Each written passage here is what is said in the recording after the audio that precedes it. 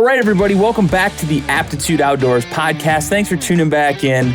Now, on this podcast, I'm very lucky that I get to interview a lot of really knowledgeable people about hunting and fishing. So I went through and I condensed some of my favorite pieces of advice over the years from hunters who have taught me a lot and hopefully have taught you guys a lot and will teach you something new. I wanted to put together a brief summary of some of that best information that you can use to stay motivated to keep getting out there hunting, because as we all know, for newer hunters, it's incredibly overwhelming and frustrating to get started. So I hope you enjoy this episode. But first, a quick word from our sponsors. I'm a huge fanatic for handmade, high-quality leather and canvas products. In my opinion, they last longer, hold up better to the abuses of travel, and honestly, they just look really cool. That's why I use Badger Claw Outfitters. They've been making handcrafted products for hunting, camping, and travel since 2011, and that's right up my alley. Best part is they're made right here in the USA and are guaranteed for life.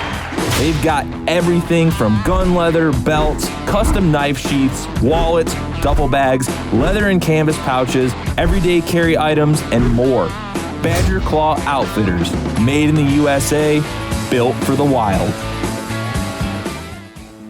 This is the Aptitude Outdoors podcast, where we interview conservationists, hunters, anglers, and outdoorsmen and women to bring you the greatest stories, information, and advice from the best in the world.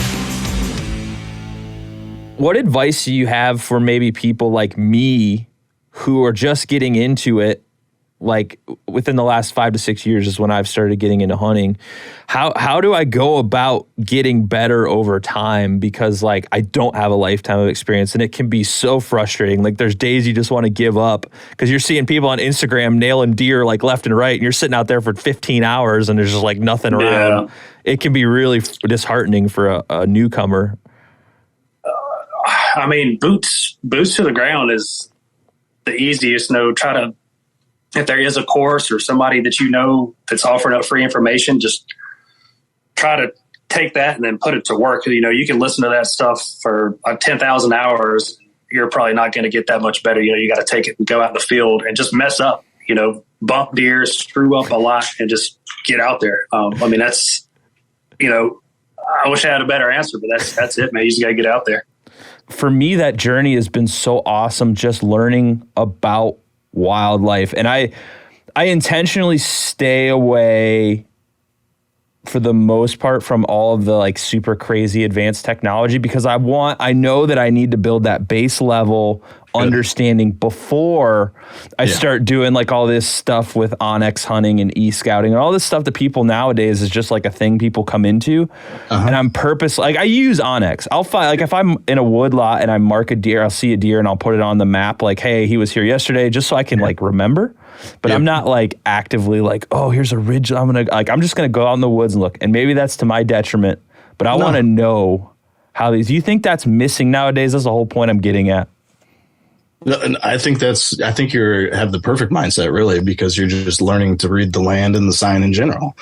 I mean, that's what's skipped over in so many of these big outdoor hunting shows. And you're starting to see the grassroots movements again, like guys like the Hunting Public and stuff like that talk about the sign, reading the sign, read the sign, hunt the sign. Mm-hmm. You know, that's the root of hunting. That's where we've come from, is understanding the wildlife around us. The technology just is like a cherry on top of the ice cream. You know, I mean, the ice cream is going out there into the wilderness and experiencing all of it, you know, being engrossed in the experience. And then having that technology, the new bows or the new guns or the phones with the maps, is just that little extra cherry on top that can get us one step further and closer to the wildlife that we're trying to hunt. I think adding that element of hunting changes the way you think about it, because you need to know that animal. You need to be in the mind of that animal. And that's a whole different level of understanding than just being like, I like deer. They're fun to look at and I really enjoy them.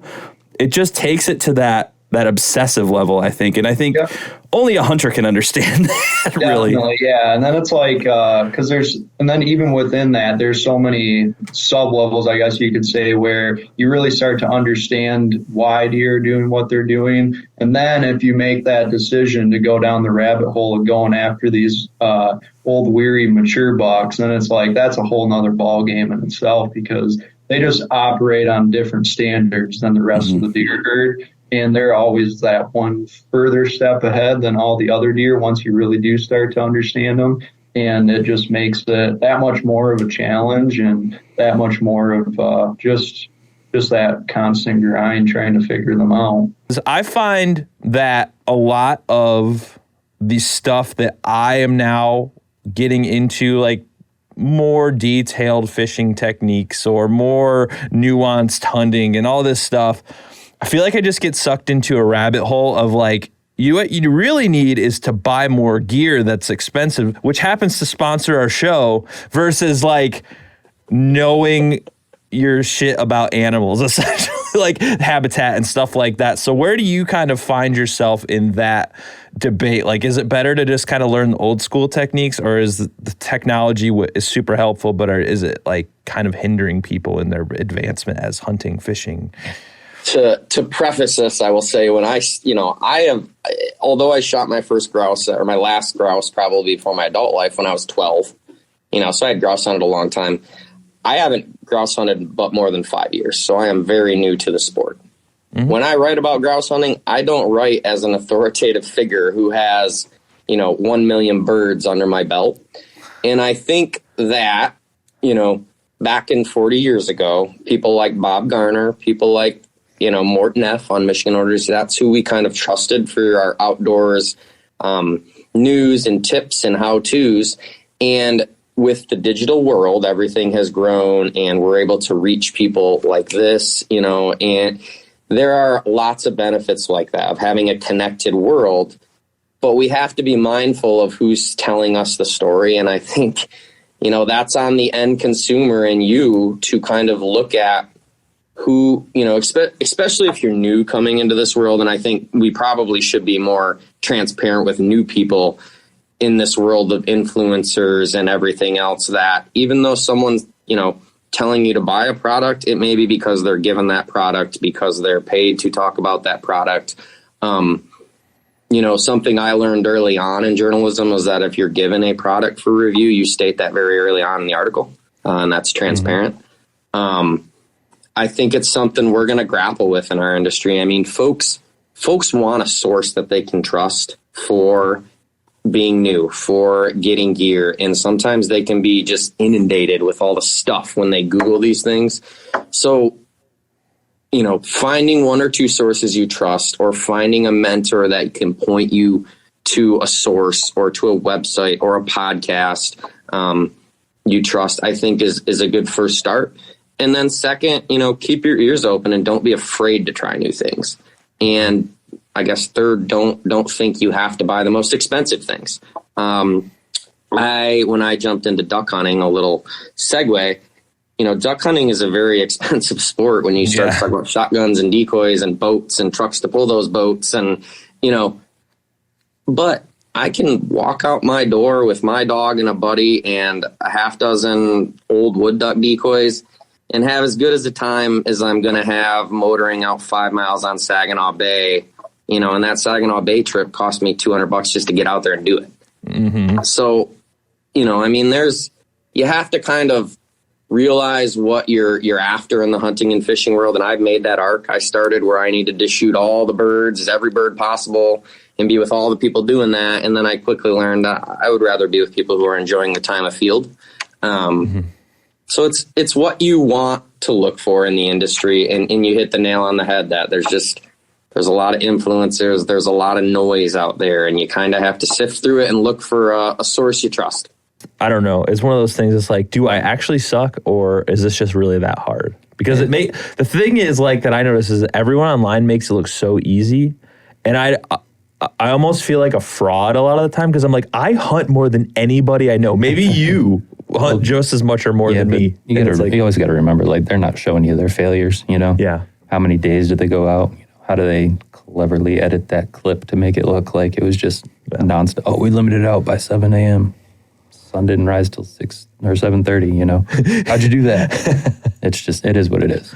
We got to talk about that. All right. How did you get your first hunt to be a bear? Because that's not a traditional first. It isn't. So here's if you don't mind, I'll tell a little bit of a story here. So, my biggest challenge in my first year was being able to find a mentor that would take me into the field. Okay, and so there were a lot of reasons for that, and they're all legitimate reasons. No criticisms here. They're all legitimate reasons, but they're real barriers. Finding a mentor to take you in the field, in my opinion, is the toughest part about learning to hunt. I would agree.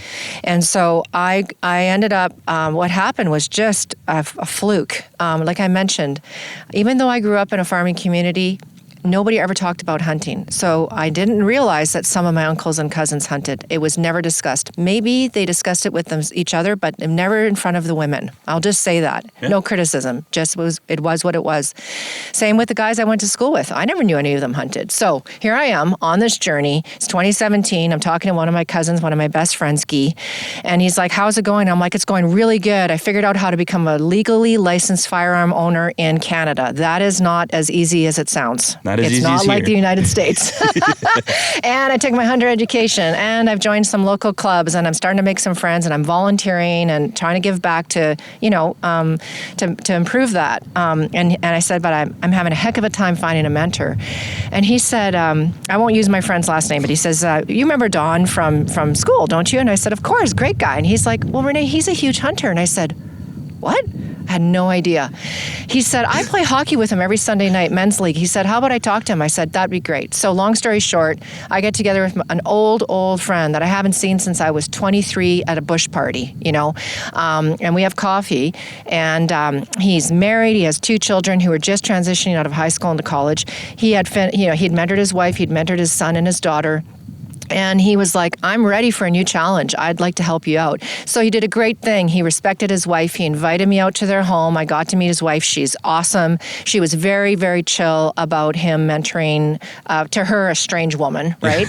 and she was really good about it. And so Don taught me a little shooting. He got me really good to 200 yards, and I was on a simple scope, not a ballistic turret scope, good basic skills on the rifle.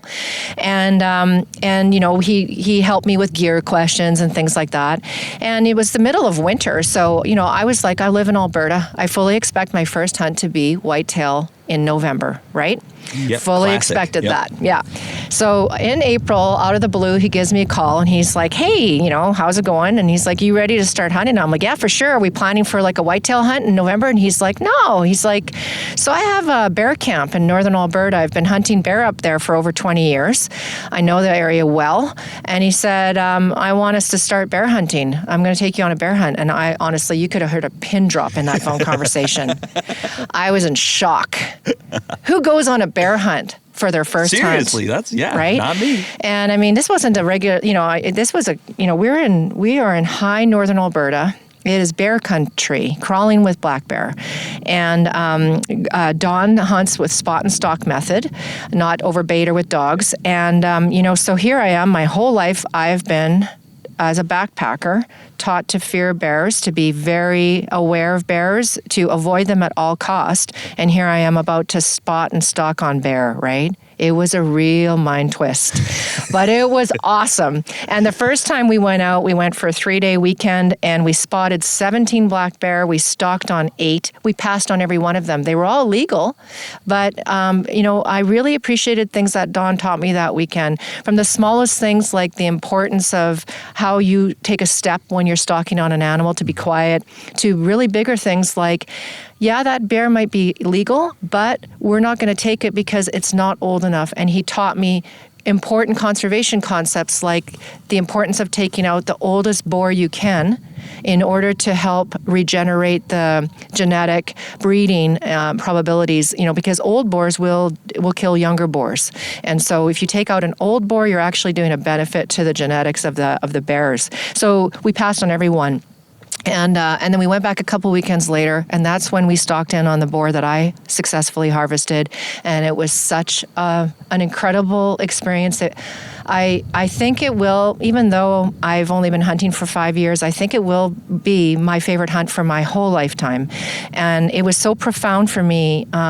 We stalked in on this bear and got to about 105, 110 yards. And it's not like hunting whitetail; they're not moving that fast, right? And so we had a couple minutes to get me comfortable. And he was just a great mentor. My heart. You can understand this is prey. A predator species, and my heart was like pounding. And, but Don put some sticks down. I got seated. I was able to get the rifle on the sticks, resting, getting that good resting position. So I'm nice and stable on my rifle. And, he's super, super, super quiet. We're downwind from the bear. And really, really softly in my ear, he says, okay, so this is a 110-yard shot. You can do this. You shoot to 200 yards at the house. And I was like, okay, that made me feel better right away, right? And he's like, okay, I'd like you to tell me in your own words where you're going to take your shot, right? So it was a really good mechanism for me to be able to describe where I knew I needed to make this shot in order for that bear to be killed instantly, which was critically important for me, right? And then the next thing he said was, after I quietly told him where I would place my shot, he then said, okay, now I just need you to bring your breathing under control. And I practice yoga, so I was able to do that pretty quickly. And then he's like, okay, so just when the bear presents a nice broadside shot, just do it when you're ready. And he was really awesome. There was no pressure. He was super calm, and he talked me through 3 things that just got me to whew. And, but I took that shot, and I'm telling you, it was an actual outer body experience for me. Yes. We walked up on that bear, and I swear I was looking down from up here, and it was so surreal, and it was an extremely emotional moment for me. And, I think people who don't really understand hunting sometimes think it's some sort of glorification or something, but honestly, it was the most profound thing to have taken a life. It was the first time I ever done that outside of a farming scenario. And I had so many emotions, from exhilaration. I was proud. I was proud because that animal died instantly, and I think that's a pretty good result. And and then I felt sorrow and really conflicted feelings, but ultimately it was just the most profound thing. And bear meat is delicious, and don't let anybody tell you differently. But if people get really discouraged because they go out on public land and they're like, yeah, I watched 5 seasons of the hunting public, and then they go out there and they're like, I saw 0 deer. It's like, well, watching the hunting public that's a television show essentially. Those dudes have spent probably the majority of their life figuring this stuff out. They have hard-earned knowledge. You're not just going to go buy a saddle and all of a sudden you're going to be like a world-class bow hunter. That's just not how it works. Yeah. When when you listen to the the success specific podcasts of these just like legendary public land whitetail hunters, it's like they have these stories that they can tell from the last 20 to 30 years of all the knowledge. So it's just like, think about that in the terms of what you gain from one season compared to what you're going to gain over 30 seasons. So, and that's like really where my eyes opened up in the whitetail world, was once I realized that there's only so many tactics I can learn before my glass is full, and then that glass is going to start overflowing. Eventually, I have to start developing like my own principles of like, what's my approach going into the woods? No different than like on a property, it's like, what is the approach that's going to lead to these tactics being successful? And that's been my biggest thing, is you just have to look past that tactic-based stuff and really look into the core of how to be successful. How much do you spend regularly on, like time-wise, getting your own wild game for your personal consumption? I would say just for, I'm trying to break this down, probably for deer, I would say I'll spend maybe 30 days in the field, and then not as many for pigs. It's just depending on if I got people in town or whatever, probably 10 to 15 days. And then for birds, maybe 10 days. So yeah, I would say 50 to 60, somewhere around there, not counting fishing. So like 2 months of your year is dedicated to getting your own food. And I think that is a huge factor that people don't take into account, because last year I was able to go out. I mean, I got a decent sized buck, and I mean, it's just my wife and I. So it held us out until a few weeks ago, really. And I think I got like a roast left, and that's about all I got. So what would you suggest to people who kind of want to go that route? I mean, how do they go about it if like a guy like working a 9 to 5 that doesn't get to go out and hunt all the time? You know, what do you suggest? Because it is difficult, but I'm one of them. It is possible to do. Yeah. If you can avoid the big buck craze, I mean, that's going to put you light years ahead. You know, Try to pick some good sources to learn some woodsmanship. And if you don't care about bucks, man, if you can learn some woodsmanship, I mean, within a year, you could be, you know, a doe slayer, if that's the correct term. Yeah. It wouldn't, I mean, to put meat on the table with does, depending on where you live and how much you have to travel, I mean, I don't think it would take much. But if you start getting into the world of like aging bucks and all that stuff, I mean, that'll hurt your time quite a bit. I mean, if I took bucks out of the equation, I could probably get everything I needed to get done. And I mean, probably not 20 days off, so probably 40 days I could be stocked up for the year. Hey, what's up, everyone? James Appleton here, co-founder of Absolute Aid. Welcome to the Seek to Do More program. This program will help you help yourself by developing the daily habits that will elevate your entire life. Over the next 30 days, you'll complete the doers list every single day. And the doers list includes 1, do something physical. 2, follow and stick to your diet of choice. 3, read a real book. 4, further your education on purpose. 5, dedicate time to your spiritual life. And 6, dedicate time to your hobbies. So if you're ready to take a structured, proven approach to build the daily habits that will allow you to get the most out of yourself, your time, and your life every single day, the Seek to Do More program is your blueprint. So make a choice, commit to yourself, sign up below, and let's get started. I think small game kind of gets a bad rap, you know? I mean, because you're not getting that much meat, like a duck or something. A duck hunting's big, but like squirrel, rabbit, stuff like that. That used to be like a traditional thing. Like people used to go out and hunt that all the time. And you don't have to get up at the ass crack of dawn. Yep. Like duck hunting is great, but the average hunter, I mean, we went with a brand new boat, decoys. I mean, you got to get some gear. Squirrel, you need a pair of pants and a t-shirt, man, and grandpa's old shotgun, and you can go, it's 10 o'clock. What are we going to do? Yeah. So and it's just like different. You get to move a lot. You get to have a lot of fun. What do you do to learn more about butchering? Because I get the animal apart. I get the hide off. And then it's just like all these different cuts. And I'm like, I don't know which is which. Like, how do you go about that? As your average Joe like me trying to learn this stuff, is there any like books that you recommend or websites or anything? Because for me, that's the hardest part, is differentiating the cuts. Yeah, there's a book in my house right now. I could run in and grab it, but it's probably one of the number one butchery books. And I think it covers lambs, pig, maybe something else. But anyway, it covers everything like very thoroughly. And it basically, you can translate it over to venison. But yeah, if you can find any, like just Google on Amazon butchery books for lamb or something, and just use that. That'll be your easiest way in there. And then, I mean, I would say the thing that stumps most people is probably the hind legs. If you can kind of just, be in an environment where you can take your time and break those down slowly. Once you nail that, I mean, it's pretty easy. You're just separating the bottom, top round sirloin, and then you end up finding the eye of round, which looks like almost like a little tenderloin. I mean, once you can figure out how to break those down, like you're fine, because the really only thing in there that's going to have connective tissue is the sirloin tip. So when you roast that, you're still going to have some connective tissue, but everything else is going to be just like a clean piece of meat.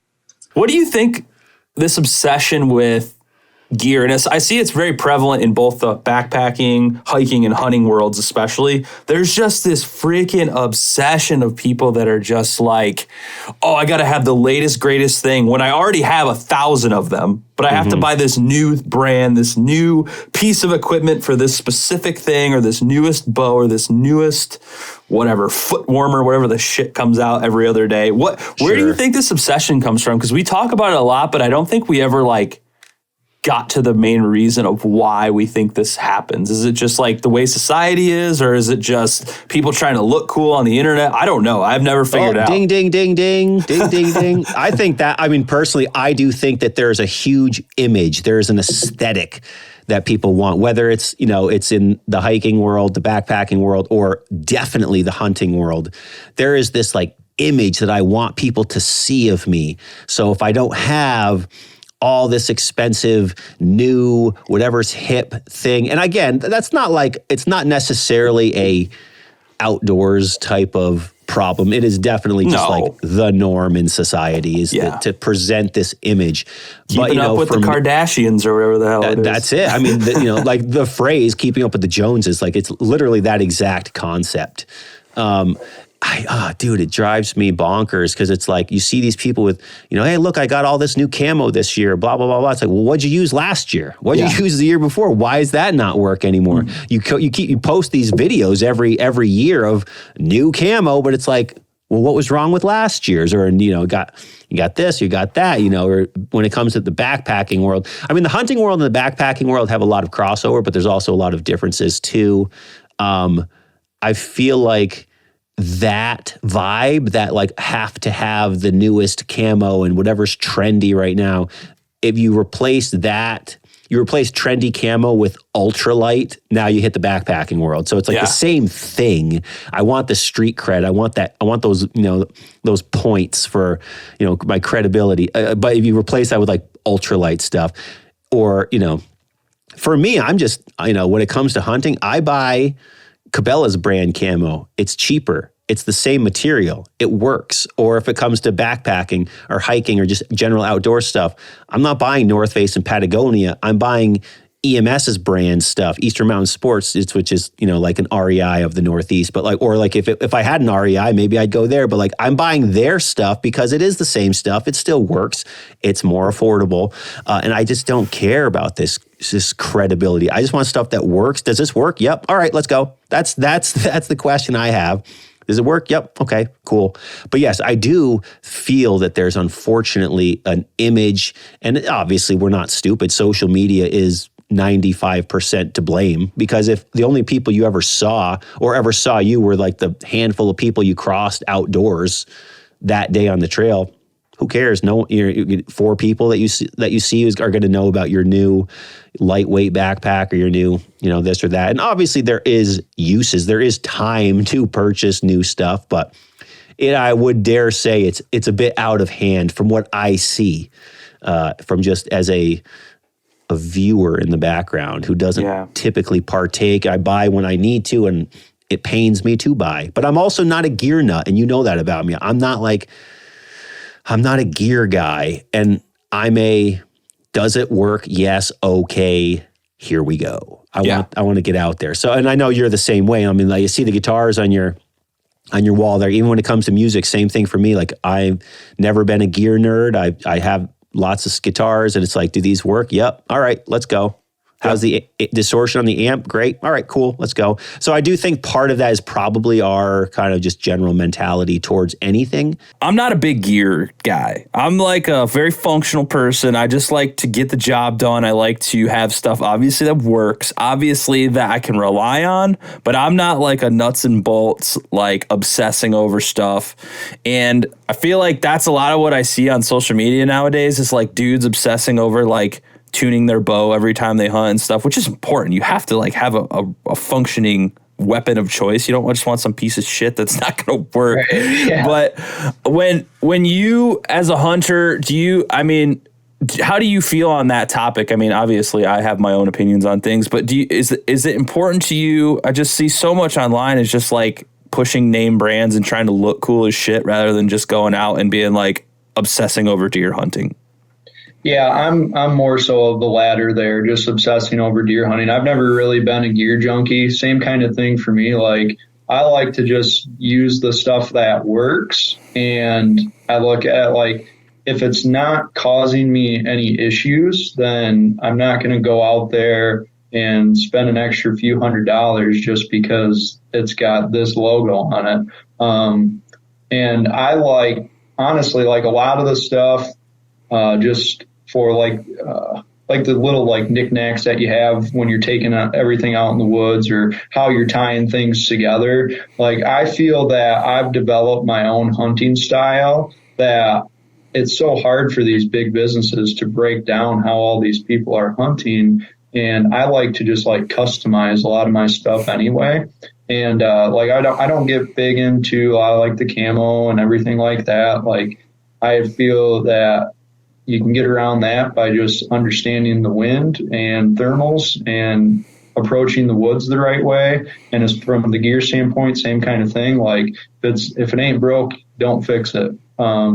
And there is a time and a place for it. And like, the one thing that I do like to have, just because my main go-to is bow hunting. So like, I went out and I got a super nice bow set up because I want that thing to be able to operate whenever it's the moment of truth. You know, that comes with me practicing and shooting in my spare time whenever I have it. But I want to make sure that that thing's fully operational. But I feel like everything outside of that is just a luxury, because sometimes when I'm out hunting publicly, I can find myself, I don't even climb trees. I'll just duck behind a bush. So I'm not going to spend all this money and input on these setups if I'm not even going to use it 30% of the time. We all have that story of like the dude who goes out there in like the Sitka or like the First Light, and that they like spend like $10,000 on their hunting equipment, and you're like, all right, well, where's the deer, man? And they're like, oh, and then you get like your father-in-law who's out there in like a checkered sweater, and he's bringing home like 5 deer a year. You're just, what am I do? Why do I even buy anything? I got to work the 2 total archery challenges this year with Trophyline. I got to work the one in Hemlock, up in Michigan, and then I got to fly out for the Utah one. And you get the chance to just kind of sit back and watch people. I'm a people watcher because I kind of just, it's one of those things to do. And you notice that you don't look any different than any other hunter. Everybody's got a beard now. I had a beard before they got popular. Everybody's got tattoos, and everybody's trying to wear this fashion camo trend type kind of thing to let everybody know that they're the next big hunter, And it is kind of sad, but it makes sense why people do it. But it's kind of sad at the same time just to know that, like, you could go out in a t-shirt, an earth colored t-shirt, and you could probably kill one the same way you would if whether or not you bought that expensive piece of item. Yeah. And it's just tough for new hunters. That's really where it's tough. They think they got to spend a whole pile of money, and they don't need to. On a realistic level, how important do you think decoys are, like, with the way that they're painted and the way that they look? After your spray paint adventure? Is that what you're wondering? I'm just curious what your thoughts are, because like, I see decoys that are $100 for 4. I see decoys that are $35 for 6. I see decoys that are 12 decoys for $75. Right. I see decoys on Craigslist. I see decoys on Facebook. Some are, I got decoys above my head right here. They're, God only knows how old. It's like, do you think a duck really flying in at 40 miles an hour can really distinguish that much? Or do you think it's just like color wise and like? Yeah, I don't know. Obviously a lot of it's marketing. I mean, just like fishing lures. Right. Yeah. Fish are going to bite what you put in their face, especially if it's sparkly and, fish shaped. But yeah, I don't want to say one way or another, because, I'm guilty as anyone else is of, I'm going to spend an extra $40 on these because they have flocked heads and they look feathery. But yeah, I don't know. I think at the end of the day, it's more important that there's something that looks like it is a duck down there. Mm-hmm. And if it looks like a duck, it sounds like a duck, it's probably ducks. So that's what's going to bring them in. I mean, I have friends who literally have hand-carved wood blocks, and they just kill it, Mm-hmm. They're the guys filling the feed on Instagram every weekend where, he's out there with his kid, and you got 5 or 6 sitting there, and next week they have 2 or 3, and it's, hand-carved decoys made out of 2x4s and acrylic paint, and they do the job.